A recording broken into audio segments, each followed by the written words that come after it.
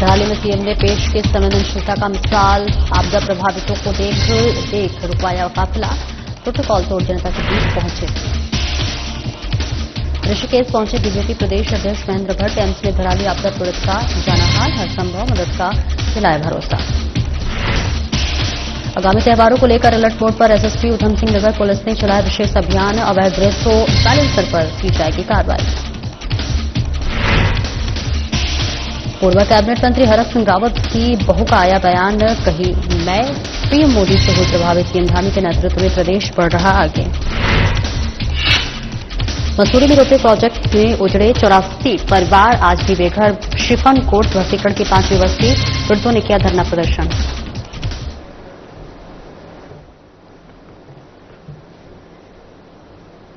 नमस्कार, स्वागत है आपका। मैं हूं आपके साथ सपना दीपक मदेशा। बुलेटिन का आगाज करेंगे। पूर्व कैबिनेट मंत्री हरक सिंह रावत आजकल बीजेपी पर हमलावर है। जी हां, बीजेपी पर कई गंभीर आरोप लगा रहे हैं। इस बीच मंत्री हरक सिंह रावत की बहू अनुप्रीति गोसाई का भी बयान सामने आया है। उन्होंने कहा कि मैं पीएम मोदी से प्रभावित हुई हूं। सीएम धामी के नेतृत्व में प्रदेश लगातार आगे बढ़ रहा है। जरूरी नहीं कि हर एक घर में सारे सदस्यों का विचार एक जैसा हो। पूर्व कैबिनेट मंत्री हरक सिंह रावत कांग्रेस के वरिष्ठ नेता हैं। ऐसे में उनका बयान एक निजी विचार। ये हमारे लोकतंत्र की खूबसूरती है। हर व्यक्ति को अपनी अभिव्यक्ति की आजादी होती है। अपनी पॉलिटिकल ओपिनियन के लिए सब स्वतंत्र है। मैं भारतीय जनता पार्टी की कार्यकर्ता। बीजेपी जो भी कार्य देती है उसे मैं करती हूं निष्ठा से। आगे भी जो पार्टी मुझे कार्य सौंपेगी उसे बखूबी करूंगी।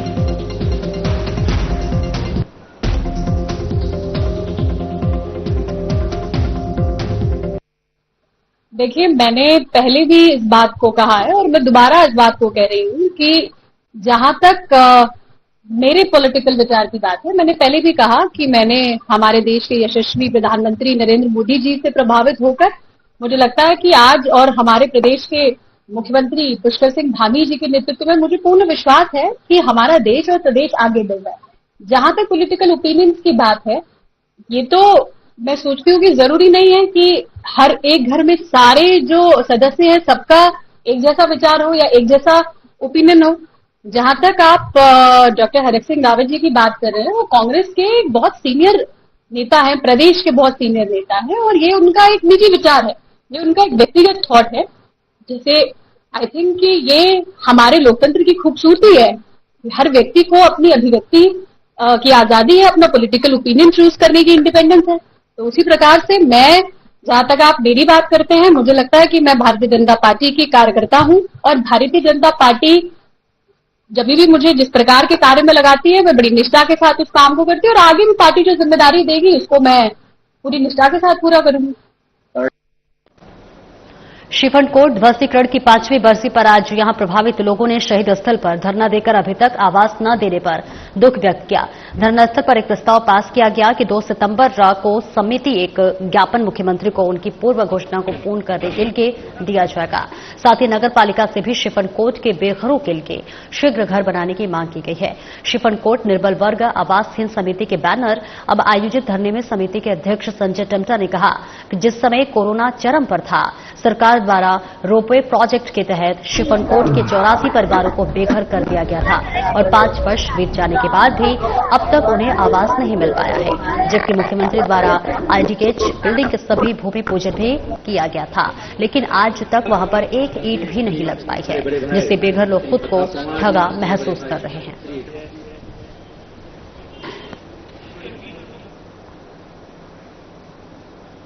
ऋषिकेश के प्रजापिता ब्रह्मा कुमारी के ईश्वरीय विश्वविद्यालय स्थानीय सेवा केंद्र में संस्था की प्रशासिका दादी प्रकाश मणि जी का स्मृति दिवस आयोजित किया गया।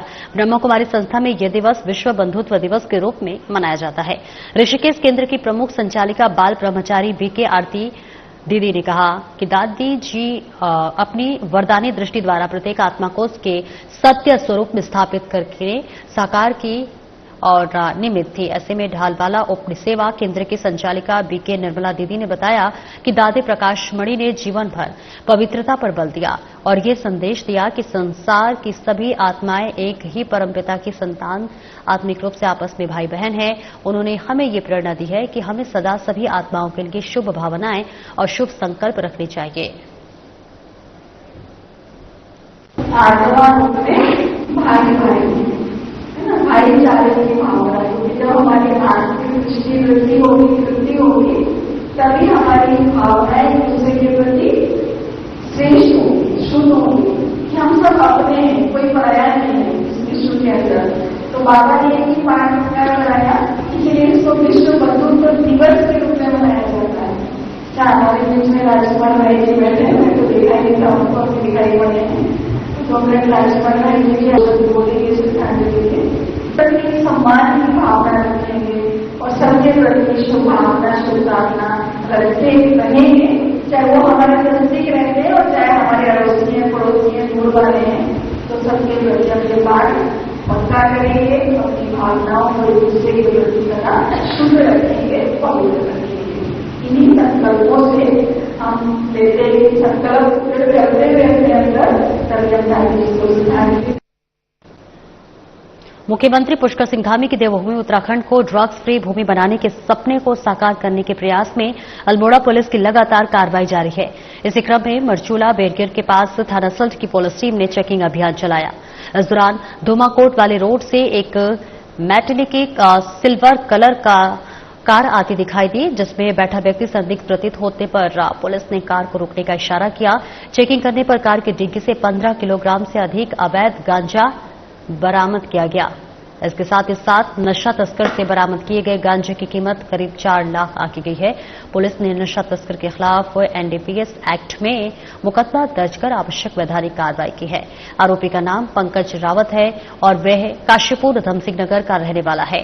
पुलिस टीम द्वारा आरोपी की आपराधिक कुंडली खंगाली जा रही है।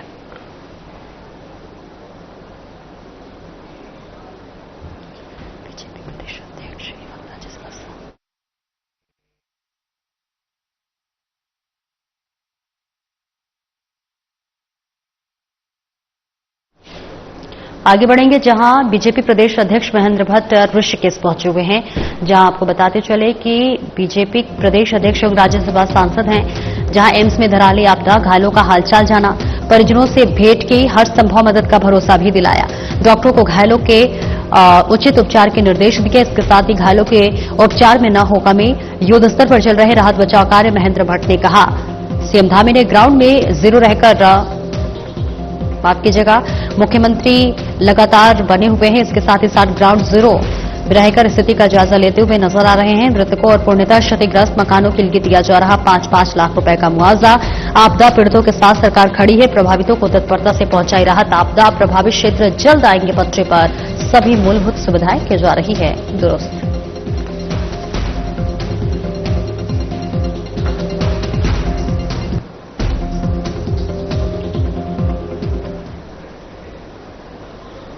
मेडिकल स्टोर की यार्ड में चल रहे नशे के कारोबार का हरिद्वार पुलिस ने भंडाफोड़ किया है। पुलिस ने मेडिकल स्टोर संचालक को गिरफ्तार कर 108 नशीली कैप्सूल बरामद किए हैं।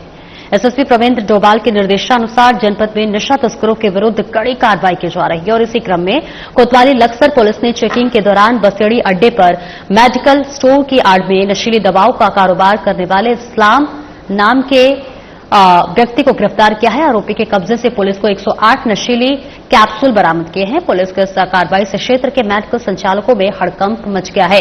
स्थानीय लोगों ने पुलिस के इस कार्रवाई को सराहनीय बताया है। हरिद्वार पुलिस का नशा तस्करों को साफ संदेश है कि जनपद में किसी भी तरह की अवैध मादक पदार्थों की तस्करी बिल्कुल बर्दाश्त नहीं की जाएगी।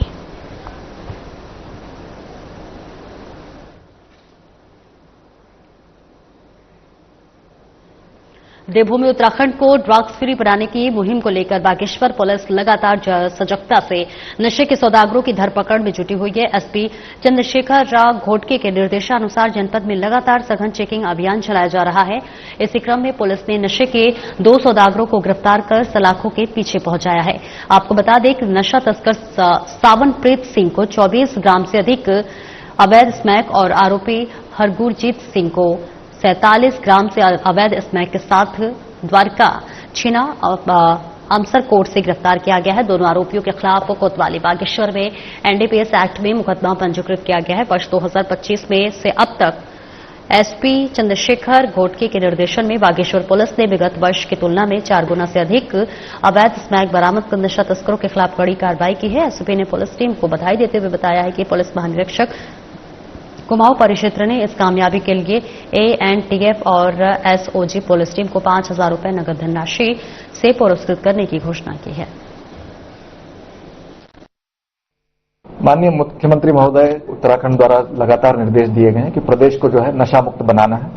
इसी क्रम में पीएचक्यू द्वारा और रेंज स्तर पे भी ये निर्देश रहता है कि नशे के ऊपर सख्त से सख्त प्रहार होना चाहिए। आज इसी कड़ी में हमारी जिले की एएनटीएफ टीम को एक बहुत अच्छी सफलता प्राप्त हुई है और 2 अभियुक्तों को हमने गिरफ्तार किया है। 47.24 ग्राम स्मैक के साथ इन दोनों अभियुक्तों को गिरफ्तार किया है। ये अब तक की पिछले 3 साल की सबसे बड़ी सिंगल खेप हमने पकड़ी है स्मैक की और ये बरामदगी बागेश्वर पुलिस के इतिहास में अब तक की दूसरी सबसे बड़ी सिंगल लार्जेस्ट रिकवरी है। और इसी रिकवरी के साथ हमने पिछले 2 सालों में जो भी स्मैक की रिकवरी की है उसको हमने ऑलरेडी ओवरटेक किया है और पिछले साल के कंपैरिजन में 4 गुना से भी अधिक स्मैक हमने इस 8 महीने में ही बरामद कर ली है। ये दर्शाता है कि ये जो केमिकल तरीके के ड्रग्स पहाड़ में आ रहे हैं और युवाओं को नशे की तरफ ढकेल रहे हैं उसको लेकर हमारी कटिबद्धता दर्शाता है कि उसके ऊपर कड़ा प्रहार करना है और इस नशे को हर तरीके से रोकना है। इसी क्रम में ये बहुत अच्छी सफलता आज हमारे बागेश्वर पुलिस को प्राप्त हुई है। इसमें 2 अभियुक्त हैं, सावनप्रीत सिंह, ये निवासी नसेरा पनुआ, थाना तरन तारन, जिला तरन तारन, पंजाब, और अभियुक्त हरगुरजीत सिंह, ये निवासी मोहल्ला नूरदी अड्डा, तरन तारन, पंजाब। तो ये दोनों अभियुक्त पंजाब के हैं। ये दर्शाता है कि एक अंतर्राज्यीय गैंग इसमें ऑपरेट कर रहा है और इस गैंग को हमने पर्दाफाश किया है। इसमें जो पीछे की कड़ियां हैं उसके बारे में भी कुछ अहम सुराग हमें प्राप्त हुए हैं और इसके बारे में गहनता से विवेचना कर उन पीछे के जो भी जहां से भी सप्लाई हो रहा है उनको भी विवेचना में सम्मिलित किया जाएगा और उनके ऊपर भी कड़ा से कड़ा एक्शन लिया जाएगा। इसमें हमारे द्वारा जो है पंजाब पुलिस से भी संपर्क किया जा चुका है और इसमें और कड़ियां वहां पे इनकी और क्या क्या किसी के गैंग के साथ जुड़ा होने का या और आईजी रेंज द्वारा पूरी टीम को जो है 5,000 रुपए का कैश रिवॉर्ड घोषित किया गया है। आगे बढ़ेंगे जहां एसएसपी मणिकांत मिश्रा आगामी त्योहारों को लेकर अलर्ट मोड पर हैं। लगातार जायजा लेते हुए नजर आ रहे हैं। एसएसपी ने यातायात व्यवस्था को लेकर कमर कस ली है। उधम सिंह नगर पुलिस ने चलाया 1 माह का विशेष अभियान, यातायात अभियान चलाया। 24 अगस्त से 24 सितंबर तक चलाया जाएगा अभियान। यातायात नियमों का उल्लंघन करने वालों पर की जाएगी सख्त कार्रवाई। एसएसपी ने कहा अवैध रेट्रो साइलेंसर पर की जाएगी कार्रवाई। ध्वनि प्रदूषण फैलाने वाले वाहनों पर होगी सख्त कार्रवाई। नाबालिग बच्चों द्वारा वाहन चलाने पर उनके अभिभावकों के विरुद्ध भी होगी कड़ी कार्रवाई। वाहनों में काली फिल्म पर रोक। स्कूलों और सार्वजनिक स्थलों पर यातायात नियमों के पालन के लिए चलाया जाएगा विशेष जागरूकता कार्यक्रम। एसएसपी मणिकांत मिश्रा ने की यातायात समीक्षा बैठक। यातायात व्यवस्था को सुचारू बनाने के लिए कार्य योजना की जाए तैयार। एसएसपी ने कहा अभियान की प्रगति की समय समय पर की जाए समीक्षा। सड़क सुरक्षा को दी जाए सर्वोच्च प्राथमिकता। यातायात अभियान जिले में सुरक्षित और व्यवस्थित यातायात व्यवस्था स्थापित करने की दिशा में एक महत्वपूर्ण कदम, एसएसपी ने कहा।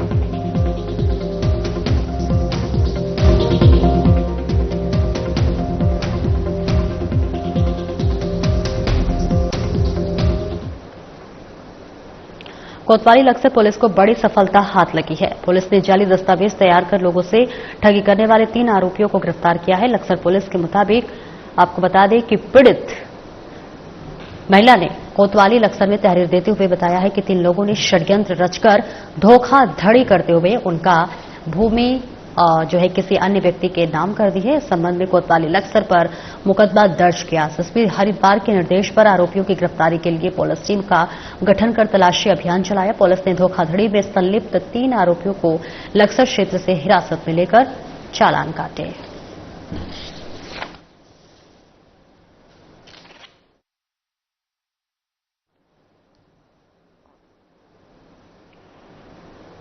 आगे बढ़ेंगे। मसूरी से देहरादून जाते हुए एक कार 50 मीटर गहरी खाई में जा गिरी, जिसमें एक सवार जो है युवक को गंभीर चोटें आई हैं।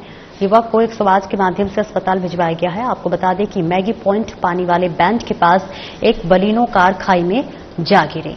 उक्त सूचना पर चौकी कोलू खेत से पुलिस टीम आपदा उपकरण के साथ मौके पर पहुंची। पुलिस ने घायल युवक को खाई से रेस्क्यू किया और 108 के माध्यम से अस्पताल भिजवाया गया। युवक की पहचान पंकज मेहता पुत्र नरेंद्र सिंह मेहता निवासी प्रेमनगर देहरादून के रूप में हुई है। युवक के सिर पर चोट आई है।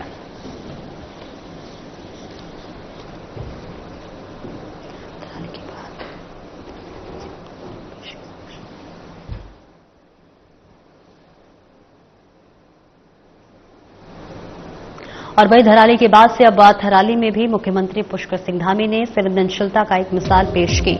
आपदा प्रभावित लोगों को देखकर सीएम धामी ने रुकवाया काफिला। प्रोटोकॉल तोड़ जनता के बीच पहुंचे मुख्य सेवक। आपदा प्रभावितों की सुनी समस्याएं, हर संभव सहायता का दिया आश्वासन। आपदा प्रभावित क्षेत्रों का सीएम ने किया स्थलीय निरीक्षण। आपदा प्रभावित लोगों से जाना हाल। थराली में आपदा प्रभावित ग्रामीण ने जो है सीएम धामी से आग्रह किया कि ऊपर के गांव का भी जल्द से जल्द रास्ता खुलवाने का अनुरोध किया। सीएम ने ग्रामीणों को किया आश्वस्त। रास्ता खोलने का काम युद्ध स्तर पर जारी। मार्ग सुरक्षित होने पर सीएम स्वयं ग्रामीणों के साथ जाकर हालात का लेंगे जायजा। धराली आपदा के समय भी लगातार 3 दिन तक प्रभावित क्षेत्र में डटे रहे थे सीएम धामी। हर राहत एक बचाव कार्य खुद की मॉनिटरिंग। इसके साथ ही साथ सीएम धामी का साफ संदेश, उत्तराखंड सरकार हर पीड़ित परिवार के साथ है खड़ी।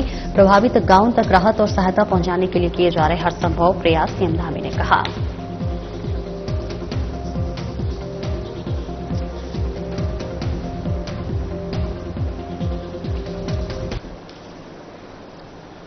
नगरपालिका परिषद और मसूरी खेल एवं सांस्कृतिक समिति की ओर से आयोजित स्वर्गीय रमेश भारतीय स्मृति फुटबॉल प्रतियोगिता का आज समापन हो गया। फाइनल मुकाबला तिब्बतन होम्स फाउंडेशन और वाइनबर्ग एलन स्कूल के बीच खेला गया। सात्विक मुकाबले में तिब्बत होम्स फाउंडेशन के वाइनबर्ग एलन स्कूल की 4 से 3 से पराजित कर खिताब अपने नाम किया। इस मौके पर नगर पालिका अध्यक्ष मीरा सकलानी ने विजेता और उप विजेता टीमों को पुरस्कृत किया। उन्होंने कहा कि ऐसी प्रतियोगिताओं से खिलाड़ियों का उत्साहवर्धन होता है और आने वाले समय में यही बच्चे आगे बढ़कर देश और प्रदेश का नाम रोशन करेंगे। उन्होंने कहा कि सर्वे मैदान और भिलाडू खेल मैदान को आम लोगों के लिए खोले जाने का प्रयास किया जा रहा है।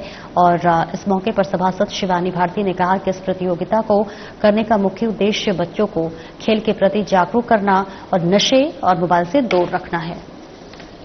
मनमोहन सिंह साहब के साथ बैठे तो उन्होंने कहा कि सब के रूप में उन्होंने जिस तरीके का काम किया है वो आज भी सभी की स्मृतियों में है। आज भी लोग उनको याद करते हैं। शायद यही वजह है कि आज ये उनकी स्मृति में ये टूर्नामेंट आयोजित किया जा रहा है।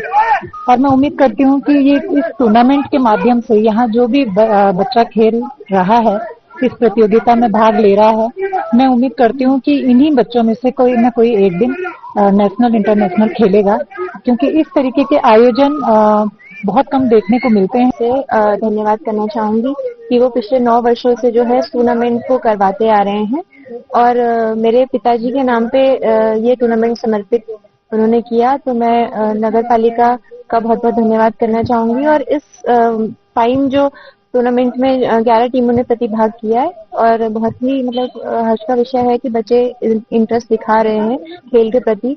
और हमारा ये टूर्नामेंट कराने का उद्देश्य यही है कि बच्चे जो हैं वो फोन से और अन्य जो नशे की चीजें हैं उनसे हटके जो है खेल की तरफ अपना ध्यान लगाएं। और कुछ कोविड फेज के 2 साल यदि छोड़ दें तो इसके अलावा हम 11 साल से लगातार इस टूर्नामेंट को यहाँ पे ऑर्गेनाइज करते आ रहे हैं। इसका प्राइम एम ये रहता है कि मसूरी के जितने भी स्कूल्स हैं, फिर रिस्पेक्ट कि वो हिंदी मीडियम है, इंग्लिश मीडियम है, ए बोर्ड से बी बोर्ड से, सारे के सारे एक न्यूट्रल ग्राउंड पे आके एक दूसरे के साथ प्रतिस्पर्धा कर सके। इस समय हमारे पास 12 टीमों ने प्रतिभाग किया इस वर्ष के लिए और आज का जो फाइनल आपके सामने खेला जा रहा है वो वाइनबर्ग एलन स्कूल और THF तिब्बतन होम्स फाउंडेशन के बीच में खेला जा रहा है। देखिए भाई, जैसा आप सभी जानते हैं कि स्वस्थ तन स्वस्थ मन का जो फ्रेज आज से 200 साल पहले हमारे भारतीय आगे बढ़ेंगे। कलियर में चल रहे सालाना उर्स के मद्देनजर सुरक्षा व्यवस्था का जायजा लेने पहुंचे आईजी गढ़वाल ने दरगाह क्षेत्र का दौरा कर निरीक्षण किया। इस दौरान उन्होंने पुलिस अधिकारियों के साथ बैठक कर सुरक्षा के संबंध में आवश्यक दिशा निर्देश दिए। आईजी गढ़वाल राजू स्वरूप ने कहा कि उर्स में देश भर से आने वाले जायरीन की सुरक्षा व्यवस्था सर्वोच्च प्राथमिकता है। किसी भी तरह की लापरवाही बर्दाश्त नहीं की जाएगी। उन्होंने संवेदनशील स्थानों पर अतिरिक्त पुलिस बल तैनात करने और सीसीटीवी कैमरों की निगरानी बढ़ाने के निर्देश दिए और इसके अलावा यातायात व्यवस्था को सुचारू बनाए रखने, भीड़ प्रबंधन और स्थानीय प्रशासन के साथ समन्वय पर विशेष जोर दिया गया। इसके साथ ही उन्होंने कहा कि उर्स सकुशल संपन्न करना उनकी प्राथमिकता है। अभी हमारी एक ब्रीफिंग हुई है जिसमें कि यहाँ पे एसपी रूरल, यहाँ के सीओ और जो यहाँ पे आप जानते हैं यहाँ पे एक उर्स के लिए विशेष थाना बनता है, उसके थाना अध्यक्ष और यहाँ पिरान कलियर के थाना अध्यक्ष की हमारी एक मीटिंग और ब्रीफिंग हुई है। इसमें सभी को ब्रीफ कर दिया गया है कि यहाँ पर सुरक्षा के व्यापक प्रबंध करें, प्रॉपर यहाँ पे वेरिफिकेशन करें, साथ साथ जितने भी यहाँ पर स्टेक होल्डर हैं उनसे मीटिंग कर लें, होटल और जितने भी सराय हैं उनकी प्रॉपर चेकिंग करें, जितने सीसीटीवी कैमरेज लगे हैं उनको भी चेक कर लें, ताकि ये उर्स जो है उसको हम बेहतर ढंग से, सुरक्षित ढंग से इसको हम संपन्न करा सकें। तो जैसे आप जानते हैं कि उर्स में धीरे धीरे ये विशेष एक पर्व होते हैं, अभी तो शुरू हुआ है, तो फोर्स का भी आवंटन जो भी हमने किया है वो अभी आवंटन फोर्स आ रहा है और समय अवधि में इसको फेज वाइज इसको और भी डिप्लॉय किया जाएगा और यहाँ पर हमारी जितनी भी टीम्स हैं। और आगे बढ़ेंगे, जहां पर उच्च न्यायालय के निर्देश के बाद से अब एमडीडीए लगातार अलर्ट मोड पर नजर आ रहा है। जी हां, आपको बताते चले कि जहां माननीय उच्च न्यायालय के दिशा निर्देशों और विस्थापित में स्थानीय जनता के विरोध पर एमडीडीए अलर्ट मोड पर है। ऋषिकेश और विस्थापित क्षेत्रों में अवैध व्यावसायिक निर्माणों पर एमडीडीए करेगा बड़ी कार्रवाई। एक बड़े अभियान के रूप में जल्द ही होगी बड़ी कार्रवाई, वीसी बंशीधर ने कहा। इसके साथ ही लगातार आ रही शिकायतों और धरना प्रदर्शन के बाद हो रही व्यावसायिक अवैध निर्माणों की बड़ी सूची तैयार है, एसडीएम ने कहा। बता दें कि जहां विस्थापित क्षेत्र में लगातार कई मंजिला बन रही अवैध व्यावसायिक निर्माण पर चलेगा एमडीडीए का पीला पंजा, सचिव बर्निया ने कहा। तो वहीं मुख्यमंत्री के अवैध निर्माणों पर दिशा निर्देशों का अनुपालन करेगा एमडीडीए। विस्थापित क्षेत्रों में अवैध निर्माण को लेकर स्थानीय जनता कर रही है लगातार धरना प्रदर्शन। इसके साथ स्थानीय जनता धरना प्रदर्शन कर एमडीडीए पर लगा रही है गंभीर आरोप। अपनी छवि को बचाने के लिए एमडीडीए ने विस्थापित क्षेत्रों में अपनाया कड़ा रुख। विस्थापित क्षेत्रों में स्थानीय जनता का व्यावसायिक निर्माणों को लेकर धरना प्रदर्शन लगातार जारी है। तो तस्वीरें आपको दिखा रहे हैं, जहां माननीय उच्च न्यायालय के दिशा निर्देशों और विस्थापित स्थानीय जनता के विरोध पर एमडीडीए लगातार अलर्ट मोड पर नजर आ रहा है। जहां ऋषिकेश और विस्थापित क्षेत्रों में अवैध व्यावसायिक निर्माणों पर एमडीडीए बड़ी कार्रवाई करेगा। एक बड़े अभियान के रूप में जल्द ही बड़ी कार्रवाई होगी, वीसी बंशीधर ने कहा। लगातार आ रही शिकायतों और धरना प्रदर्शन के बाद हो रही व्यावसायिक अवैध निर्माणों की बड़ी सूची तैयार है, एसडीएम ने कहा। विस्थापित क्षेत्र में लगातार कई मंजिला बन रही अवैध व्यावसायिक निर्माण पर चलेगा एमडीडीए का पीला पंजा, सचिव बर्निया ने कहा। इसके साथ ही साथ मुख्यमंत्री के अवैध निर्माणों पर दिशा निर्देशों का अनुपालन करेगा एमडीडीए।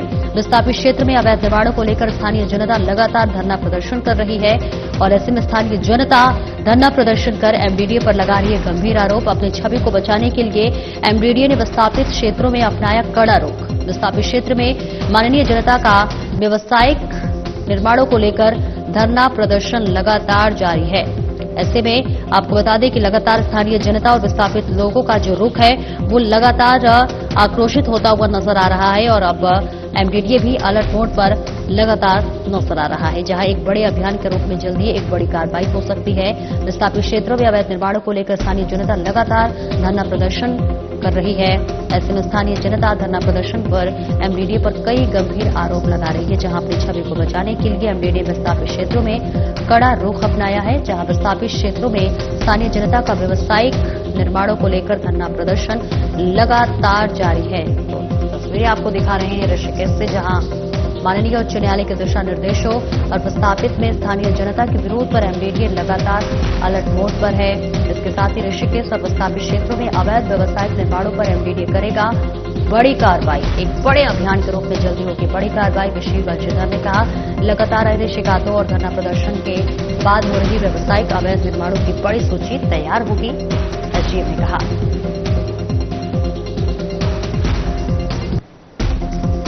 तो देखिए, लगातार जिस तरह से जो जनता, स्थानीय जनता है वो धरना प्रदर्शन कर रही है।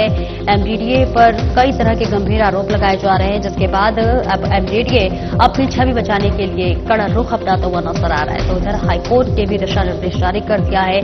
सवाल ये है कि क्या एमडीडीए अपनी छवि बचाने के लिए कड़ा रुख अपना रहा है या फिर उच्च न्यायालय के दखल अंदाजी के बाद अब एक्टिव मोड में नजर आ रहा है। लेकिन ऐसे में आपको बता दें कि एमडीडीए अब अलर्ट मोड में आ गया है।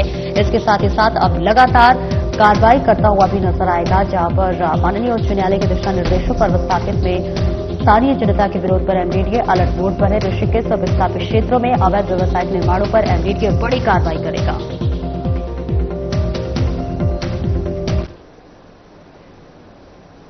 फिलहाल इस बुलेटिन में इतना ही। नमस्कार।